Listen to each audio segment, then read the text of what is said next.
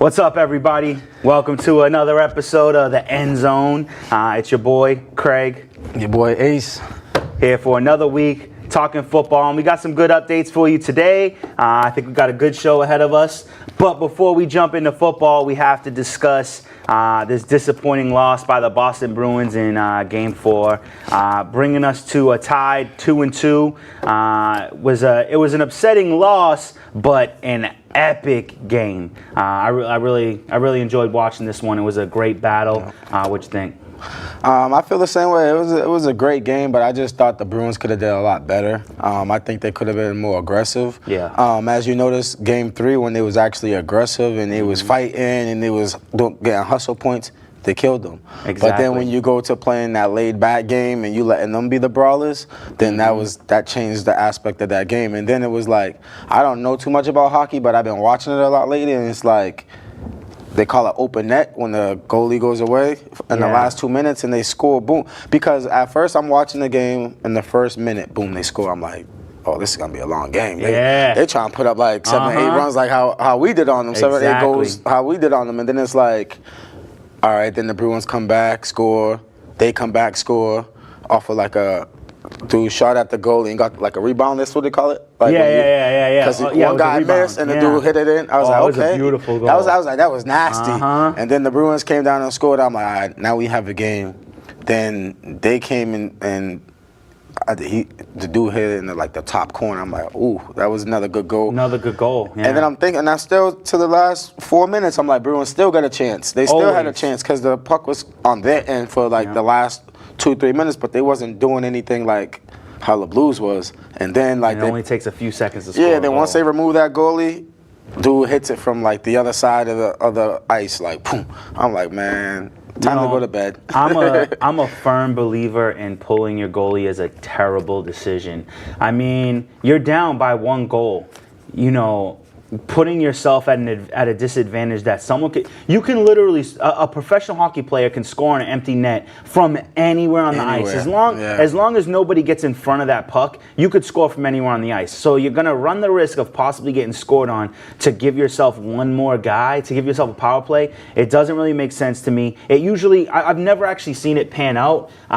So I didn't like that decision at all. I think they made a huge mistake. I think they should have relied on their players, put their best line out there and let them do their job. And if you don't score, you don't score. But to take your goalie out and then get an additional goal scored on you so that you don't have a chance was not smart hockey, in my opinion. It wasn't. And the goalie was actually doing okay. He had a few great saves. Yeah, I mean, you can't that goal, the rebound goal. Yep. You're not stopping that. You're not stopping that. And then the first goal, dude comes around the net and catches it on his skate to get it in. Like, that was an incredible play. But do you think it was for that? Off the rebound one. The second goal. Yeah. That was kind of lazy by the Bruins player because his stick was right there and it kind of went right over his stick. It was definitely bad on the defense, not on Rask. Like, I think that Rask did the best he could do. The defense should have been on rebounds. Like, if someone's shooting at the net, you should be right there to get what they call getting the trash. You know what I'm saying? You got to take out the trash in front of the net. And if you let anything get in front of that net for someone to get a second opportunity, that's not on that. It could be on. Sometimes it's on the goalie, but in my opinion, in that moment, it was not on Rask. He did the best he could do. And even that 1 goal, he stretched out. He got his foot there. It just so happened that the puck rode his skate right up into the goal. That was a great play and a valiant effort at an attempt to save it, and it didn't work out. And like I said, this game was so good that even though I'm not happy that we lost, I'm not like, man, the Bruins are blowing it. I don't think that. I think that they lost one of the best games of the postseason. Yeah, and then if you can't pay attention to the score because the score makes it look worse than it was because it was a good game all the way to the end. All the way. But it's I want to see them be more brawlers like they was in Game 3. Like, not be timid, go out there, punch them in the mouth, get them scared. 100. And because if not, they're going to do it to you. And that's the Blues game from what I've been seeing and what I've been hearing watching the games is like these guys go out there and brawl. So Bruins got to kind of take a play out their book and become the brawlers and not, you know what I mean? Punch them in the Exactly. mouth, don't get punched in the mouth. Exactly. Yeah, we definitely need the Bruins to step up the physicality. Now these are big boys, but the Bruins are no slouches when it comes to putting the hurt on people. And I think I agree with you 100%. The physicality needs to be stepped up a little bit. And you always want to go to the penalty situation, but like we say in sports, man, you're gonna get missed calls, you're gonna get bad calls. You cannot rely on the refs to help you win this game, to make the right call to help you win this game. You need to win the game by scoring goals and stopping goals from being scored. So I don't even want to bring up any bad calls that the You refs can't made. really blame, honestly speaking, me even not being like me just watching hockey. Yeah. You can't really blame the refs because it's like they're actually letting you play, and it's a Stanley Cup. So it's like, I wish it was like that in every sport. Like, I wish it was like that in NBA. In the NBA Finals, like, it's a foul every other play. It's like, it slows up the game and kind of make it boring for the fans that's watching. Compared to, like, this hockey, it's fast. It's going. They're not calling the baby calls. They're letting calls slide. Like, they're letting you fight. They definitely let some big calls go. Like, one of the Bruins got, like, body slammed from behind. Oh, I saw that and knocked off his helmet. Yeah, I was like, that they should have called something there, but they didn't. When you're playing at home, it's home field advantage. Exactly. That's, I mean, you can't, you know. But yeah, and like we said, you can't rely on refs. Yep. So you got to play the game all the way through the whistle. And but hats off to the Bruins for putting up a good game. And we only need 2 more wins, guys. So let's hammer this out. But this does seem like it's gonna go to 7. Oh yeah, you got to give the fans what they want. Yeah. 7. I think it's gonna go to 7. And then I was listening to a commentator too. He was like, "Well, that's what they were saying. That was their first World Series win at home." First championship or playoff, not World Series. World Series. I said World Series. I mean the first Stanley Cup win. The first Stanley Cup win at home. Oh, for the Blues. Yeah. Yeah, because the last time they were here was against the Bruins. And they got swept. Yeah, we swept them. So I said World Series. Sorry, guys. All right, now, so moving on from the Bruins, now it's time for some football talk. The Patriots will be having a private ceremony to hand out the rings. And correct me if I'm wrong, is this like the first time it's been private? Because I feel like I've seen the distribution of the Super Bowl rings, like on the field. I wouldn't know, because they do the private ceremony all the time. All the time? They do it at Kraft's house. Oh, yeah. Okay. All right. So most times they do it at Kraft's house. They all pull up in their fancy cars, their wives and stuff like that. And it's a private thing, like not on television or anything? Well, you know, you're going to have a couple reporters. You're going to have people like, you know, Snapchat. Remember, like, it was like last time they won it, which was what? Atlanta 2 years ago. 2 years ago. They was all like mostly on social media with it, showing their rings and stuff like that, dancing and stuff. Yeah. They call it private because it's like just the Patriots. Yeah, no organization. opening guest. No opening guest. Yeah. So okay. that's when they say private, but it's at Kraft's house. You got $1 million house. Exactly. You know, like they just go there and get everything free. And remember when Tom and Giselle pulled up and like, Yeah. Okay. Yep. All right, I'm with it now. Yeah, so they just call it private because it's like they're not letting the whole world in, but it's just the Patriots organization. So you're gonna see pictures and stuff like that. Makes sense. You see them turned up on Snapchat and you know, Instagram. And now we're gonna have them 6, baby. Tom Brady got to go to the next hand. So you know, I'm super stoked that we're getting the rings and working towards our next ring. But yeah, it's pretty awesome. 6 rings, man. You can't deny the Patriots reign. And as a true Patriots fan, I'm loving it. Patriots. All right, and then in more Patriots news, we're gonna knock it all out right in the beginning of the show. Real quickly, Gronk puts to bed the idea of him coming out of retirement. He seems to believe that he is done with football. What do you think? Hey, he retired for a reason. You know, he wants to enjoy life. Gronk is a turn-up king, so you know, it's not like when someone like that retires, he's still gonna be like around. Yeah. You're gonna still see him doing him, but he could just do him and not get in trouble for it. He's not retiring from the limelight. Yeah, just from the field. Yeah. And I actually completely agree with this retirement. Not that he doesn't have a little bit of good football left in him, but you're going out on top, bro. You know, you got three Super Bowl rings, and you leave after a Super Bowl victory, and you're leaving before your quarterback retires as well, because you only want to play for Tom. So I think that it's definitely. Guarantee you see him turned up at that private party, shirt off and everything. He is. He'll be on the sidelines of games, just acting a fool. Yeah. I'm really excited to see what the future holds for Gronk. But if his words ring true, we will not see the Gronk playing football for Patriots or any other team in the future. Which is also, it's bittersweet. You're glad that he's going to hang it up, but you also miss seeing him play. I think he'd be one call away for them. Yeah. Gronk, we need you. Yeah. We really need you. And he's just like... playoff time. Yeah. So we'll see what happens in the future, but as of right now, retirement talks are solid. And now, the bittersweet news as well. Actually, I shouldn't even say sweet, just sad news. My boy knows that I didn't like. As soon as I told him, he knew I was sad. The Patriots have informed Austin Severian-Jenkins that he is going to be released. I'm pretty sure that he's just not 100% from his injury, leading to the Patriots not keeping him. So there goes the end of that. I really thought Austin Severian-Jenkins was going to be an exciting player for us. But they say it was personal issues. So personal issues, a lot of times meaning... he's probably smoking weed, probably something that he can't pass, He just got a DUI in 2016? Oh, did he? Yeah. So it's like he got problems, Yeah, but his problem's probably bigger than they let on. Yeah. Okay. So they released him Patriots way. Well, we are in need of a tight end, and I'm telling you right now, Bill Belichick should go after Lance Kendricks. I've talked about him a few times. If we're not going to go make the trade for Kyle Rudolph, I've always liked Lance Kendricks since he was on the Rams. I think he could be a valuable member of the Patriots nation. That's your nation, so. All right, so that's what we have for Patriots news today.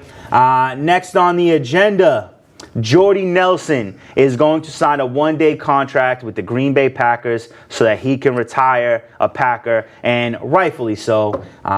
There's no other team that this guy should retire with. But to go over the career of Jordy Nelson real quick.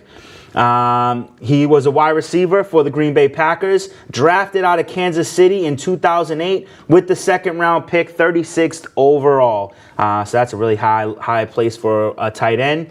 He played for Green Bay from 2008 to 2017, and then he played for Oakland for one season, a little bit lackluster. He has a Super Bowl ring. He has a Pro Bowl appearance in 2014. He's second-team All-Pro 2014. NFL Comeback Player of the Year 2016, which I remember that because 2015 was that ugly leg injury. And he was in 2016. He was also the leading touchdown receiver in the NFL. First team All Big 12 in 2007 with Kansas City. And his receptions, he has 613 receptions, 8,587 receiving yards, 72 receiving touchdowns, and 1,436 return yards.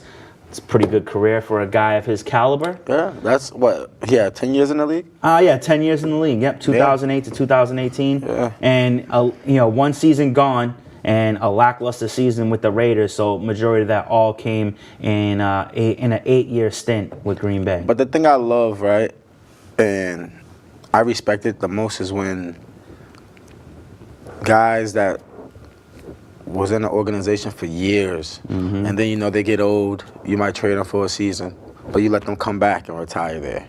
Because, that's the way. If I put all my blood, sweat, and tears into this organization. And, we part ways for a year or two, but it's like the longevity of my career been here, and this is all I know.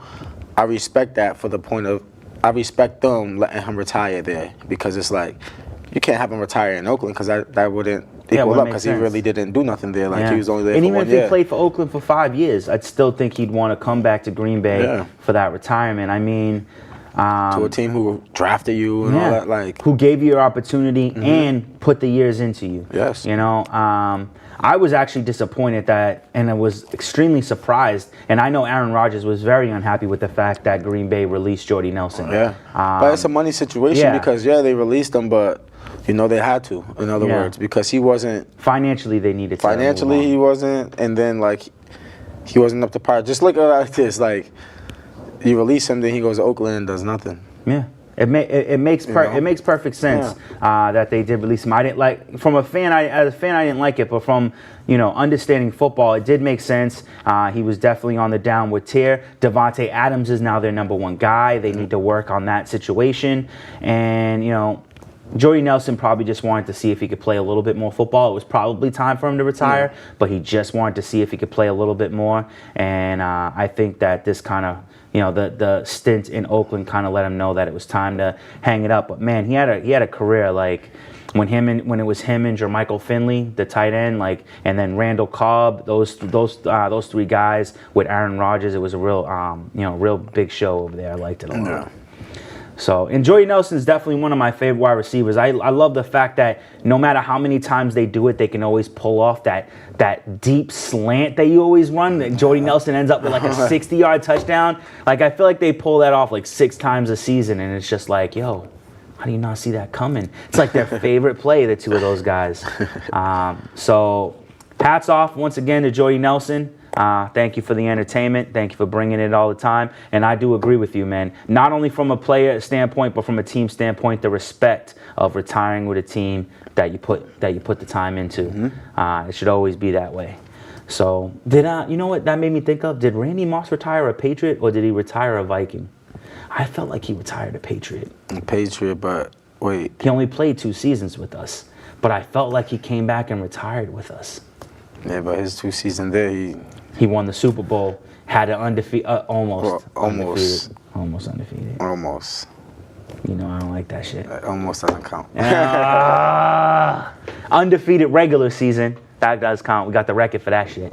All right, so that's Jordy Nelson. Next topic we have is Todd Gurley. Let us know about the Haps. What's going on with Todd Gurley? Well, it seems like the Rams is hiding, well, not really hiding something now. Before, like, they was hiding a lot of things with Todd Gurley, but now it's out in the open. Like, he got that arthritis in his knee. That's causing him to have to lose weight, causing him to take less of a load this year. So I feel like, I honestly thought Todd Gurley was gonna be like the top running back in the NFL. Between like him and Zeke. But with this injury coming about, arthritis is arthritis. You can't really control that. No. Like, one day you could wake up, you could be perfectly fine. The next day you could wake up and you can be hurting and can't really walk. So it's kind of like, how bad is this injury and how long it's going to linger for? Yeah. Depends on how long his career and his longevity will be. Because if you got arthritis in your knee and you're a running back, how are you supposed to run? Make if you cuts. got that? How you make supposed cuts? to cut lateral, And it's like, they got $1 million doctors and stuff like that, so they might be able to scrape some bones or whatever like that, get them back right. But it's like, they need to handle this now before the season starts, because one bad blow to that knee, it could knock him off for the season. It could be a career ender. Yeah, with an injury like that, and if you rush him in, I see it happens too many times in the NFL. You get a player who's hurt, and you're playing him too much. It does seem like they are going to lighten his workload. And this is the one thing, and it came to me a little bit, but it's actually coming back to me now, is you knew what his problem was. Why would you release C.J. Anderson, who came into your system and did relatively well? He had a 200-yard game. Yep. He had another game with over 100 yards. Like, he's not an expensive running back. Nobody really wanted him. You probably could have got him for some cheap money and know that if Todd Gurley's out, at least you got a guy. Because, Brown, the reason why they had to pick up C.J. Anderson was because Brown got hurt too. Yep. You got 2 running backs that are prone to injury, and you got rid of the guy who was running people over. Seems like a weird decision to me. Yeah, but it's like, you could tell. So it's like when they say less of a workload, that's what's funny to me. Like, they're like, oh yeah, we're gonna give them less of a workload. Man, you already talked about this probably like episode 3 or 4, whereas like they declined.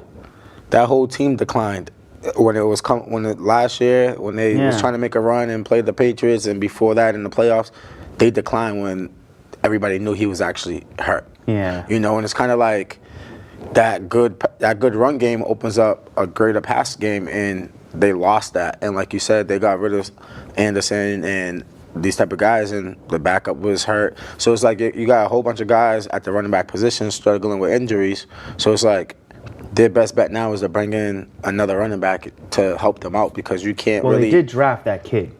I know that they draft. I don't know how. Yeah, I can't imagine him panning out that well. But like, you know, I'm talking about, you got to bring in someone with experience, because for a younger running back, you need to learn the NFL way, because it's kind of like the way I feel is like in the running back position. It's not like, all right, so when you're a running back in the NFL, the game speed's a lot different. It's not like you're a quarterback and they can protect you. Running back, you have no protection. You're in the trenches. Yeah. So it's like you got to learn the game speed. You got to know that you got a defensive end on the edge running a 4-3, 4-4 just as fast as you are. Yep. You know, you got to learn feel. You got to learn vision. You got to be able to feel when someone's on your back. You got to be able to run the 2-4-6, the 1-3-5-7 holes. You got to be able to know your holes. Okay. You got to be able to have that open field vision, you know, and see it happening, compared to, like, as a quarterback, you could be a rookie quarterback and go out there and stop, because they could build an offensive line around you and protect you. Yeah. You know, like, oh, if Craig's coming in on my blind side, I got to throw it away. That saves you from getting hit. You know, and if they hit you, that's a 15-yard penalty. Yeah. Compared to like a running back, no, we're handing you the ball off, and you got to run through this hole, and you got to make something happen. And getting hit is the job, you know? Exactly. Like, so it's kind of like you can't throw the ball away. Yeah, and the only way that you could protect the rookie running back is by doing a lot of play actions and screens, like out the backfield to try to protect them. So it's like, in that aspect of things, I feel as though, you might want to get rid of the injury-prone guys and bring someone else in to help out, and also to help out the running backs that's already there. Like, now, what would you think? Do you think that now, even though this guy has now recently become injury-prone, what about bringing on Jay Ajayi? That would be great for them, you know, because he fits this style of play. Correct. They're a passing team, and you know, Jay Ajayi, he's the type of running back that can catch out the backfield. He's the one that he could get to the edge, and and he can put it up the middle. So he who can knows? Bury it down someone's throat. So so who knows with that? But that wouldn't be a bad decision if they went out there and got him. And the fact that he's still out there means that he's going to be cheap money. Yeah, of course. He's not going to be able to demand a huge paycheck. So we'll see what's going to happen with the Rams. I would love to see Todd Gurley make a full recovery. I think he's a great talent. I think he had a comeback. You know, he had his sophomore year was absolutely atrocious. I'm gonna tell you this. Yeah. Fans, listen to me on this one, all right? If Todd Gurley is not 100% this year, Rams won't be a playoff team. No playoffs. No playoffs. Wow. Nope. That's a bold prediction right there from my boy, and I like the sound of that prediction. I feel like that could come to Remember fruition. what I just said. Yes. I'm not saying if he plays, they're not going to be a playoff team. I said if he's not 100% healthy, they won't be a playoff team. He's not saying that if he's out. They're saying if he's not 100% and he's not playing top 10 running back football, no playoffs for the Rams. And that would be a huge blow. To make it to the Super Bowl, be one of the best offenses, and then not make the playoffs the following year, that'd be a tough pill to swallow. Exactly. So we'll see what happens with that. They're gonna fall like Atlanta. Yes. Same thing that happened to Atlanta. And what happened with Atlanta, Devontae Freeman out for the season, and Matt Ryan, he was a little off. I think he was a little off. But here's the thing, with Freeman out for the season, you don't have that running back. True. Now you got to go out there and sling it 40, 50 times a game. Everybody out there knows you're going to pass down 1 through 4, 1 through 3, I mean. And then punt on 4th down if you ain't got nothing. Coleman got hurt too. So because Tevin Coleman to me does have running back 1 ability. Absolutely. But he was definitely getting hurt too. So they had to go with Iota Smith, who was not. Yeah, exactly. So that's all I'm saying. If he's not 100% healthy, they're not going to be a playoff Rams don't team. make the playoffs. They're not going to make the playoffs. That would be a crazy thing to happen, and I would like to see how that pans out. So we'll see. We'll see if you're right. All right, now on to the next bit of news. My boy, Terrell Pryor. I might be one of the only Terrell Pryor fans in the world. I am going to admit it, but I am a huge fan of Terrell Pryor. In 2016, he had 77 catches for 1,007 yards. And for a guy who was a quarterback to come in as a wide receiver and put up numbers like that, to me, that was really impressive. He's a physical phenom. I feel like this guy has a lot of upside, but he signs to Washington, a team that did not utilize him correctly, hurts his ankle, plays through the injury, makes it worse, has a crappy season in Washington, signs to the Jets, ends up getting hurt early, still does nothing, gets released, signs to the Bills for 2 games, does nothing, and gets released. He hasn't did nothing from 2000. Well, he coming in the league 2011. No. Well, he came down in the league in 2011 as an Oakland Raider quarterback, played like 1 season, played 10 games. He played like 10 games, definitely washed out as a quarterback. So from 2011 to 2015, he was nothing. Nothing, and then 2016 he was like a journeyman quarterback for like 3 or 4 seasons. Yep. Then he decided to make the transition to wide receiver, and he had to train to get into that. Then he gets signed by Cleveland. First year, I think he maybe only played the end of the season, couple games. Then 2016 comes in, makes a huge splash, and then the next 2 years is spent doing absolutely nothing. So I think he can help out Nick Foles over there. Absolutely. You know, he could be a big target for him. And Terrell Pryor, he got speed. Like you said, he was a quarterback. He was a quarterback in college. Which gives him that understanding of route running. Yeah, so it's like timing and route running. I think he could do well over there. And, you got Nick Foles. Nick Foles not bad. No, he's not bad at all. I like Nick Foles, so I wouldn't say he's bad at all. I think if Nick Foles is going to have the career that they're hoping he's going to have, I think that this is a team that he can make it happen. This is definitely a make it or break it deal. He's got to prove himself. And I think if Terrell Pryor has taken the time to get healthy, and he is 100%, and he comes back to this team, it's Terrell Pryor, it's Marquise Lee, it's D.D. Westbrook, it's Keelan Cole. That has the potential to be a very strong wide receiver core. And young. Yeah, and young. Yeah. So they can build on this team. They don't really have a tight end right now. The closest tight end they have is a name I don't even know. But they have a strong wide receiver core. They have a pretty decent run game. So I want to see Terrell Pryor succeed. But over the last 2 years, he's got 36 catches for 492 yards. Over the last 3 seasons, Washington. No, 2 seasons. Washington, and then the Jets and the Bills for 1 season. So the likelihood of him succeeding is not high, but my hopes and wishes is that Terrell Pryor returns to that 2016 season where he had 77 catches for 1,000 yards. All you have to do is crack 1,000 as a receiver, and you're worthy. Yeah. And he had a lot of fantasy upside. So he wouldn't be someone you'd want to draft in fantasy, but he would definitely be a guy you'd want to watch on the waiver wire. Yeah, keep an eye out for Terrell Pryor. But yeah, so I'm excited about this. The Jaguars seem to be trying to build their team. I still think that they need to work on the tight end position. There's a lot of guys out there. Maybe they make a push to trade for Kyle Rudolph. I don't know what they're gonna do, but they need to make some moves quick. And if Terrell Pryor is working out, maybe they don't need to make that trade for AJ Green. Not like they were trying to. That was really just my thoughts, but I just like to pretend the NFL is watching me and listening to my every word. Never know, they could be. Right? So now, moving on to might be the biggest news of the week, and that is Gerald McCoy signing a 1-year deal with the Panthers. Explain that to us. So you got a guy here who's 31 years old. So he's still young in the NFL. Youngish, yeah. He had 220 solo tackles. He had 77 assisted tackles for a total of 297 tackles. He has 54.5 sacks, 6 forced fumbles, with 4 of them being recovered. He's been in the league from 2010 to 2018, so that's 8 years of doing damage in the league. At a high level. Tampa Bay now traded him to Carolina, and throughout his career, he played 123 games. he probably missed like a game or two each season. Nothing too significant. But here's a trick, and I wrote this down just to break it down to you so you can really see how this is going to spiral out this year. Yeah. So they signed him for a 1-year deal.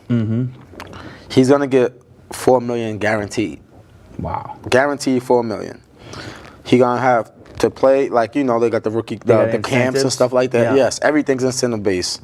He got $500K for camp roster, meaning like he got to be in the camp. He got to, so long as he goes through camp, he's going to get $500,000 at the end of the camp. Okay. You know, like how we saying OTAs and stuff like that. Or from here to when the season from start. Mandatory on. Yep. So he gets $500K just for that. Then after camp, as long as he does what he got to do and not get in no trouble or nothing like that, he's gonna get $500K just for making the 500K for making a per game bonus for making the 45-man roster.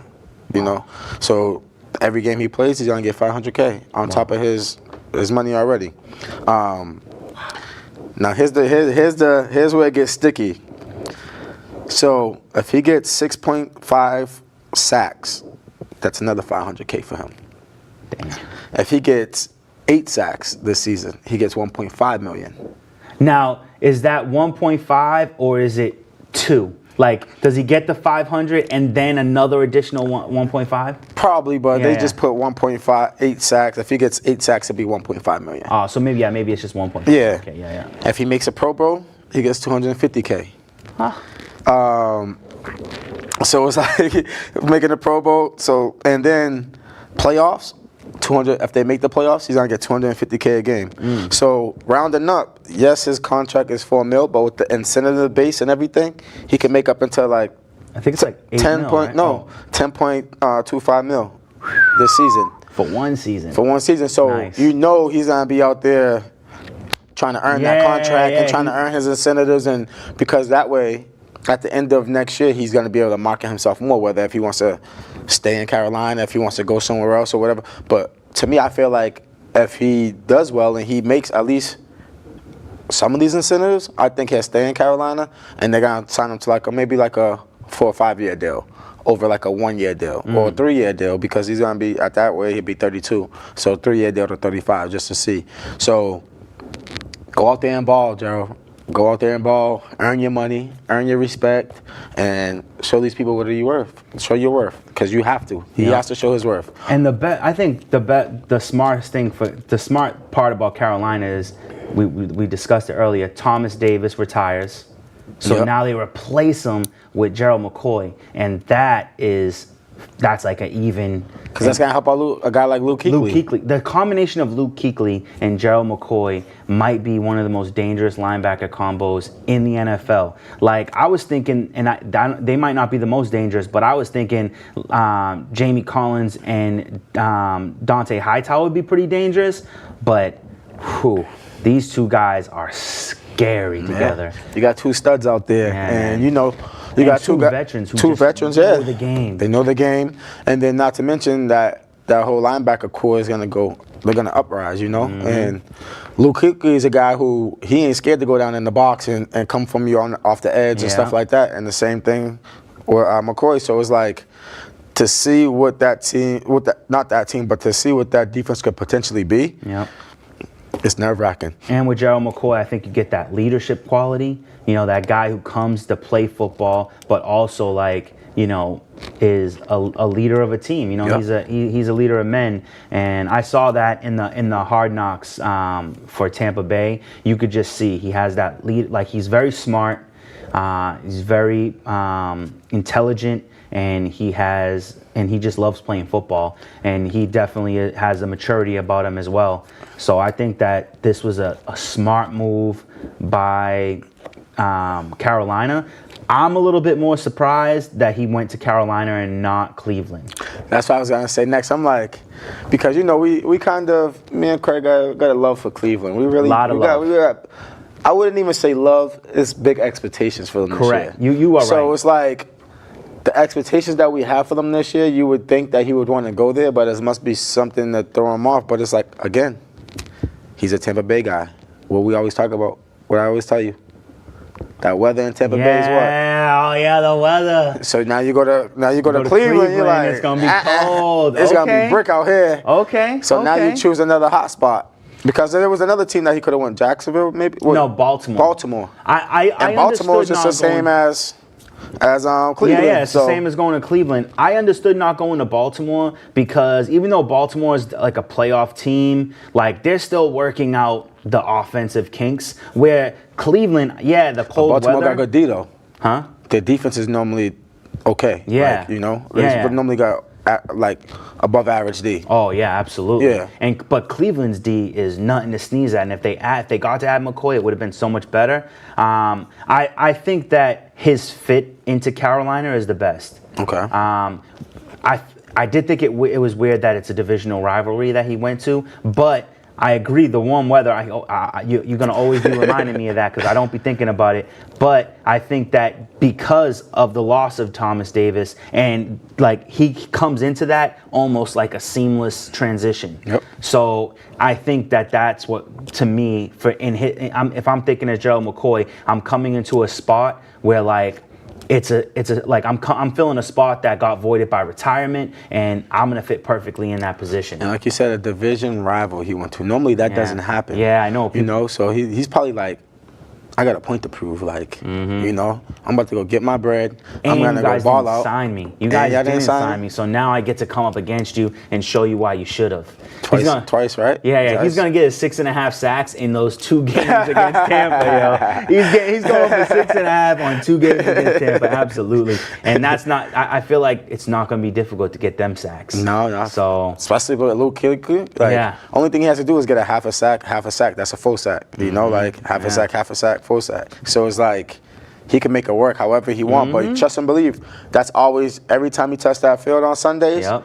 He gonna be thinking like, I gotta get a sack this game. I might have to go hard this play in order to make this sack, or I just gotta get my hand on the quarterback to act like I'm in this play. Yeah. Things like that is things what you start to think about when you start thinking about your own money. You know what I'm saying? So, man, I didn't think about that. Like he's thinking about, I just need to put my hand on him. Yeah. Because if my hand's on him, I'm part of the sack. You know what I'm saying? That's it. So if I put my hand here and you come and you finish the job, that's both of our sacks. That's both of our sacks, That's both of our tackles. So things like that is things that people don't understand. That's why he has 54.5 sacks, because that half a sack, So gang tackle in the backfield, him and Luke Kuechly come off the edge on the blitz, boom. They both hit the quarterback. That's a sack for both of them. Sack for both of them. So he gonna get that. This is why we work. Yeah. I bring up the problem, and you explain it. Yeah.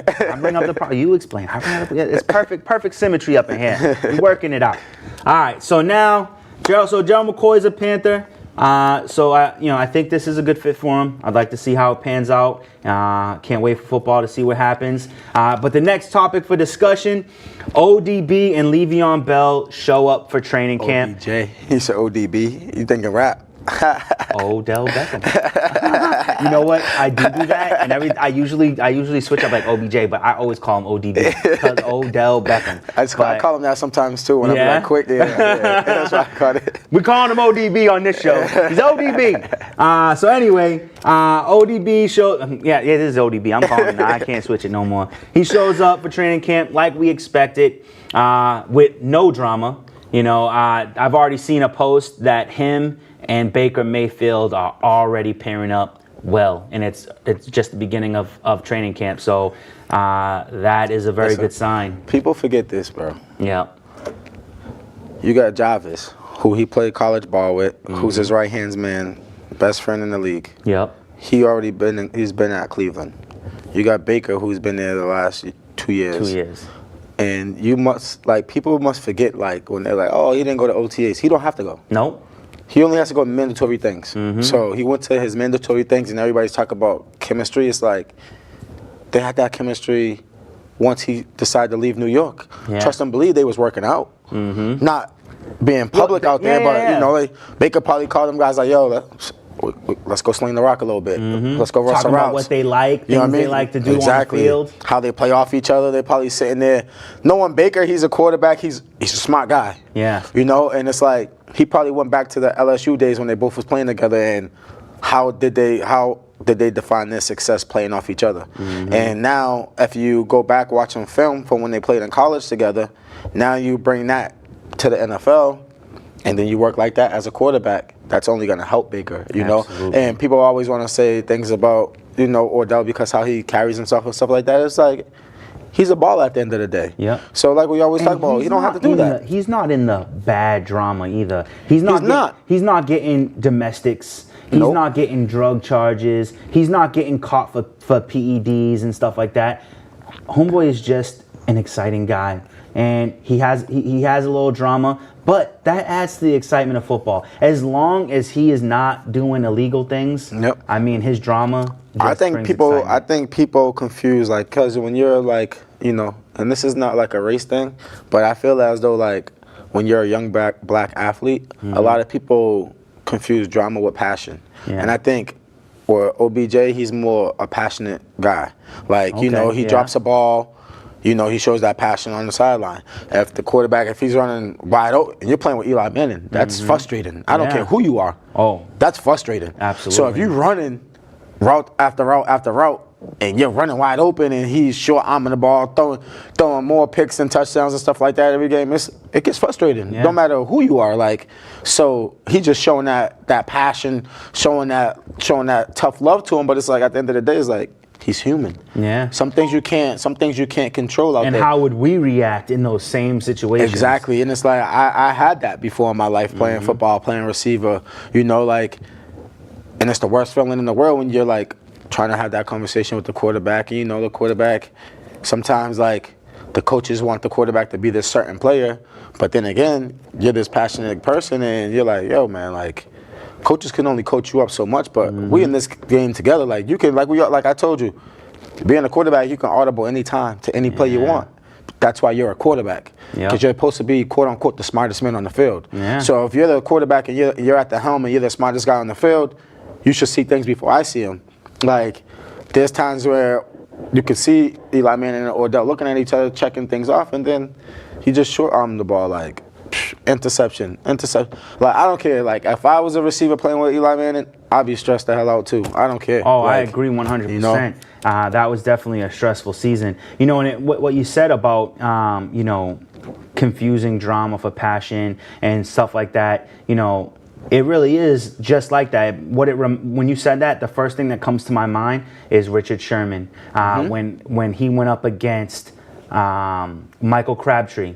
And later on, after the game, he was like, "Oh, you can't. Michael Crabtree ain't got nothing for me." He was like going off, like all passionate and hot. And they were like, and the announcers later on were calling him a thug and this, that, and the other thing. And like, homeboy was top of his class in school. Like he's an intelligent man. You know what school he went to?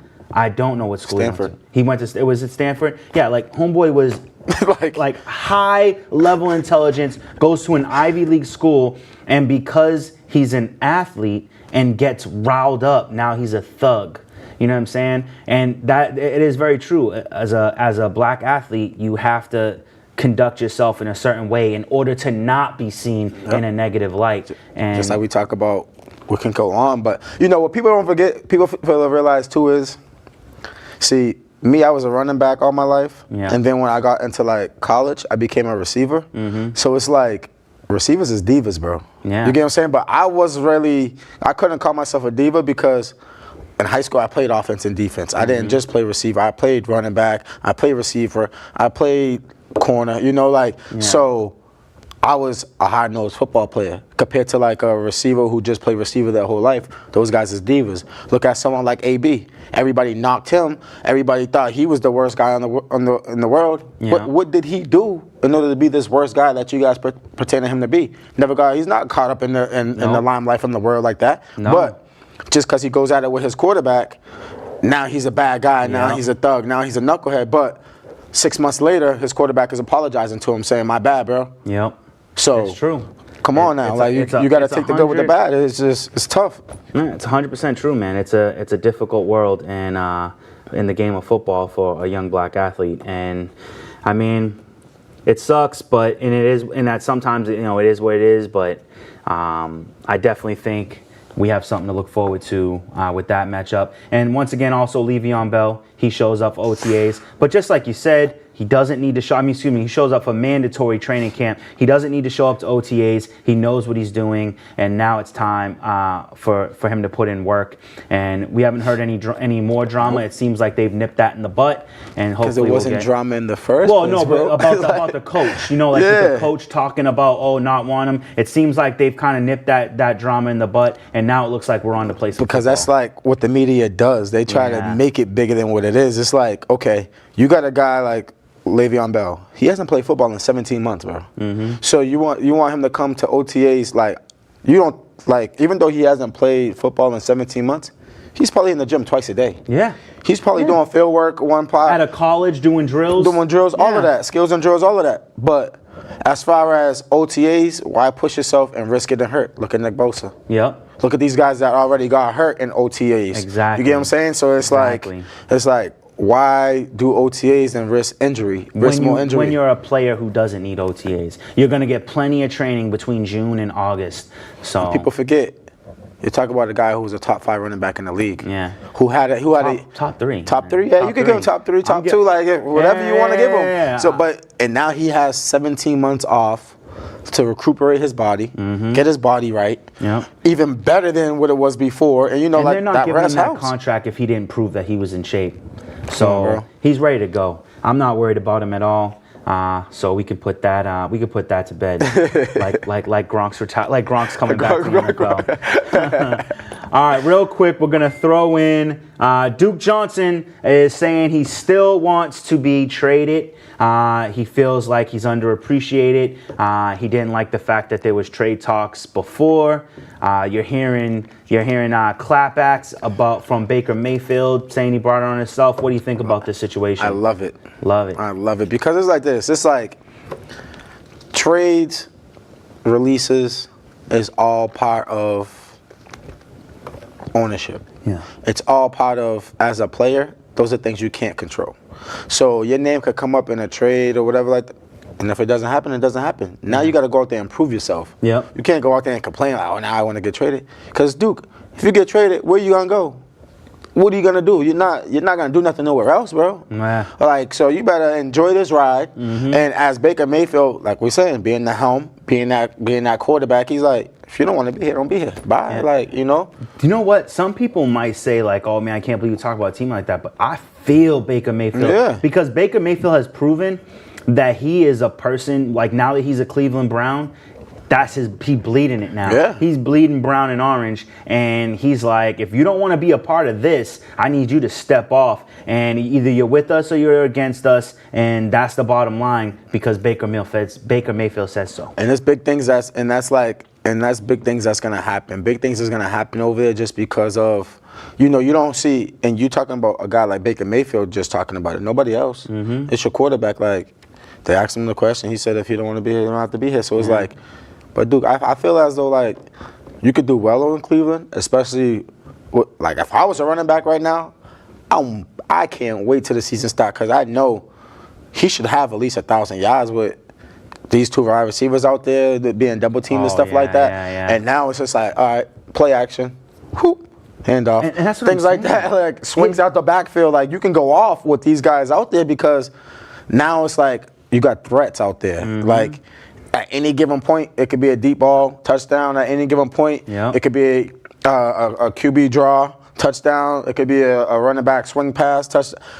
They get so dynamic that you can do whatever you want out there now with these guys there. And you put in the time. You put in all this time with a terrible, terrible team. And not only is this team the best it's ever been, but it's looking like it has the potential to be the best team in the NFL. And now you want to jump ship because your feelings got hurt? It's like, yo, listen. This is this is a man's game. You know what I'm saying? We got men playing football. You getting contract, you getting paid money to show up to work.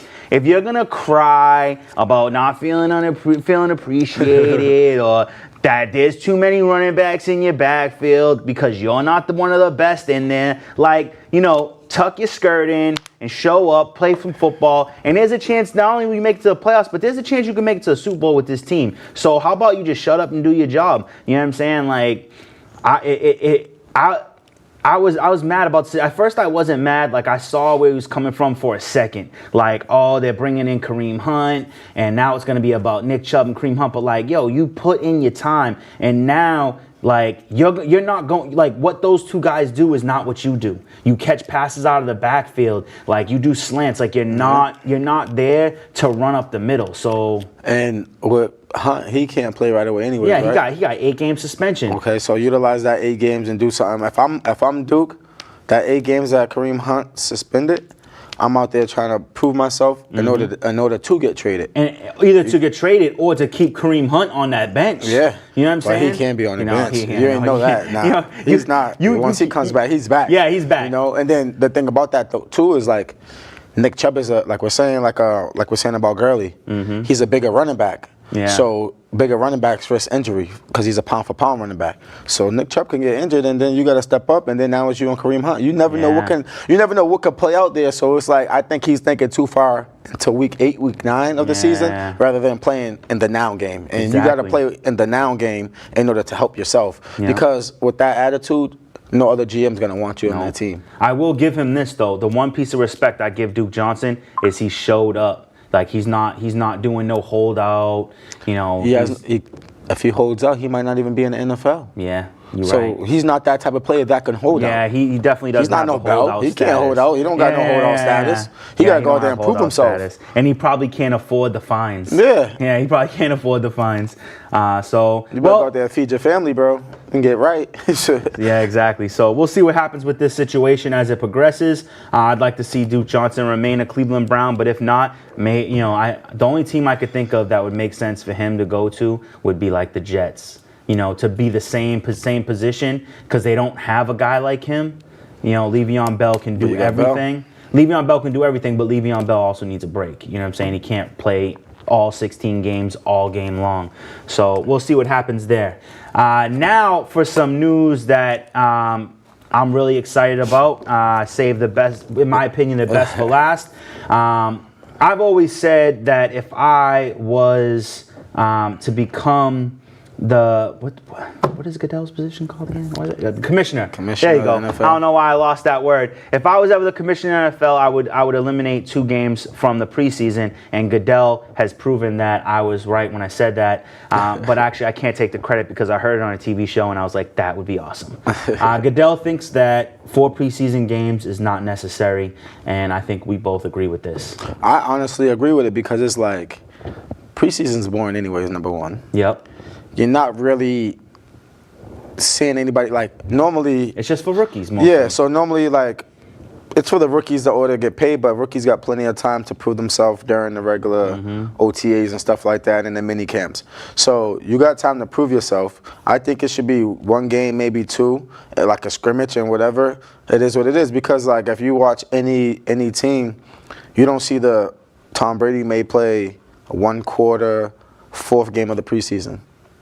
You get what I'm saying? Maybe 2 quarters, 4th game of the preseason. Tom Brady usually does play 2. He usually plays 2 games of the preseason. But not for long. Not 1 series. Yeah, usually the 3rd game he'll play like 1 or 2 series, and then that 4th game, which is the last game. Oh, I see what you're saying. Yeah. He plays the first 2, but then in the final 4, like he comes in for a series, and then it's up to the backup. Yeah, so it's like he's just coming out there just to give the fans what they want to see. Yeah. You know what I mean? But he's not out there like being a regular Tom Brady. Exactly. He's just out there just because Craig pay money to come see me play in this preseason game. So I'm going to play in this preseason game for a quarter, for like 1 or 2 series, and then I'm gone.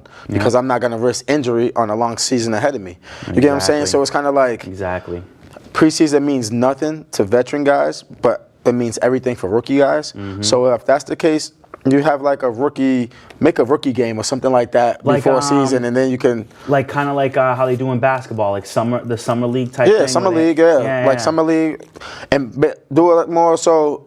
Flag. Like, you know, like you can. Yeah, that's what I'm saying. That would be dope. Like helmets and like elbow pads, uppers or whatever like that. Yeah, something in that nature. Whereas you're not getting killed, but you can go out there and prove yourself. Like you know, like something in that nature because That would be kind of dope, yo. That's the only thing you really can do. Yo, I think that would be like undrafted free agents, rookies, maybe even like second-year players who are not like big name like not Juju wouldn't have done it his second year, but like a guy like Laquan Treadwell, you know what I'm saying? Those type of guys, those guys whose names don't ring out, playing in like the summer league flag football, I'd watch, yo. Yeah, you definitely would. Everybody would watch. Quarterbacks trying to get that backup spot, yo. And then think about it, a quarterback playing in that. So it's more like, because I play flag, so it's more like, it's more exposure now. And it's like, just think about it like a rookie quarterback or a second-year quarterback is able to sit in the pocket and sling it to guys like Treadwell, who, you know, and you got DBs who's trying to prove themselves.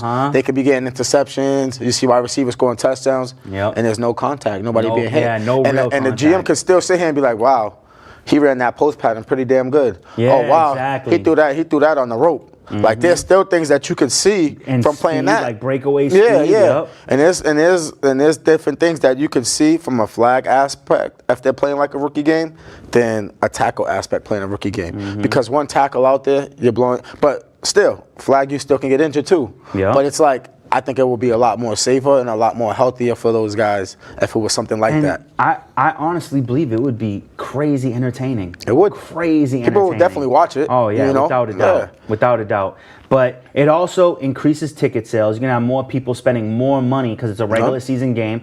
I'm a fantasy football guy, so now it adds 2 more weeks to fantasy football. So now maybe you go from a 2-week playoff series to a 4-week playoff series. There's a lot of implications for 18 game. Now that Patriots regular season undefeated record, now that's up for grabs. You know, because now you can make it 18 instead of 16.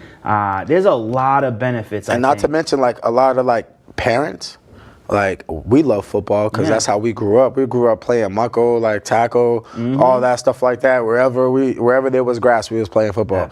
So it's like did we need grass? Because sometimes we was on cement too. Definitely playing on concrete. You know, Hamilton schoolyard or whatever. Because you didn't want to get tackled. Yeah. So it's like nowadays parents don't allow their kids to play tackle football. Nowadays, if you go to Man Field on a Sunday, there's flag football going on. There's about 200 kids out there playing flag football. You know, from every single aspect, from a kid being 5, 6 years old to adults being 30, 40 years old. You get what I'm saying? So it's like the involvement of flag football became big. So it's kind of like, for a parent to be like, okay, let me take my son to see this guy, Joe Smell, play flag for the rookie camp.